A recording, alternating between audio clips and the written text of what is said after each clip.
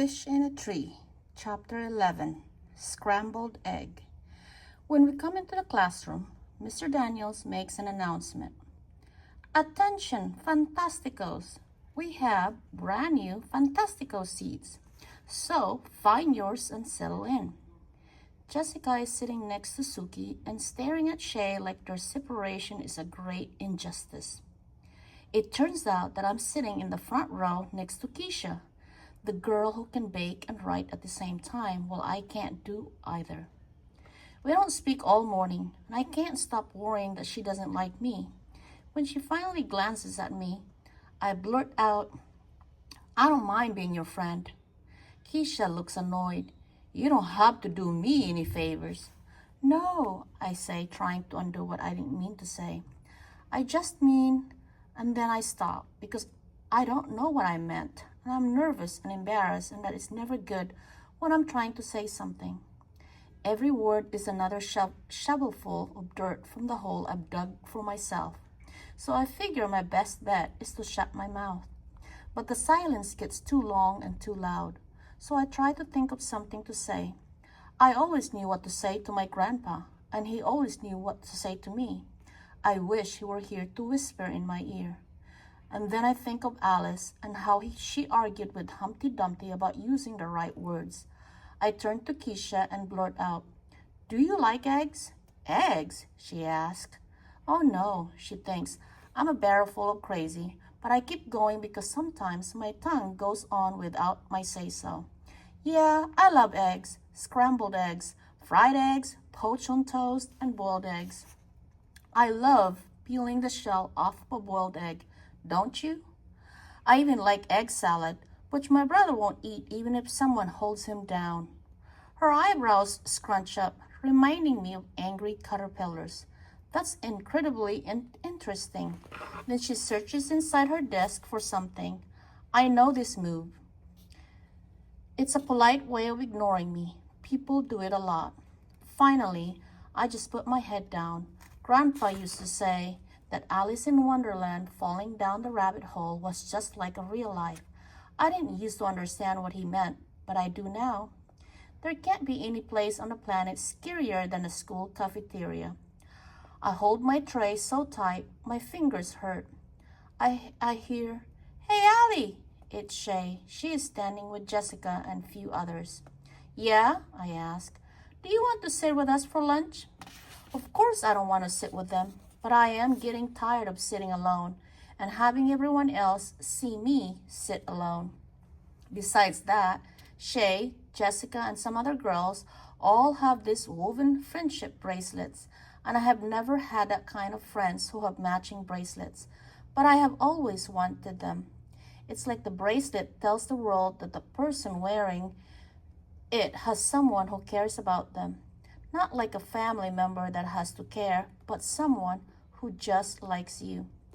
I want to feel a part of something, anything, I guess. Shay is overly happy that I've said yes.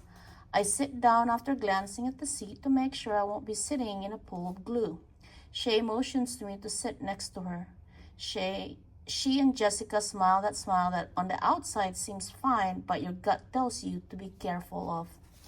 There are a few other girls. Max is there with one other boy. Jessica points at Albert and they start laughing. I look over and don't see anything funny. "Can you believe it?" Shay asks. "How pathetic is that?" "Hey, Albert," she calls. "Is that supposed to be a fashion statement?" I still don't get it. He's wearing his usual Flint shirt and jeans. Why are they so worked up now? Shay hits me on the side of the arm and points down at his feet. The back of his sneakers have been cut out. She calls him over and he comes. I don't know why everyone does what she says, even me. Today, anyway. "What's the matter?" she asked him. "Don't you have any money for shoes?" "Quite the contrary," Albert begins. "But given the choice of buying new sneakers that I will outgrow in 3 months or a chemistry set that I can use for an undefined amount of time, this seemed the clear choice. They're in fine shape, except for being just a bit short." "Did you hear that?" Shay asked. "He chopped the back of his shoes off, like slippers." Jessica adds, "Next he'll be wearing a robe." Shay turns to her. I think robes would be cool. We should wear them tomorrow. Yeah, that would be cool, Jessica says. Shay laughs, but I don't think Jessica knows Shay isn't laughing because of the robes. I think Shay said something dumb to see if Jessica would go along. Sometimes I think Jessica would follow Shay out of an airplane without a parachute.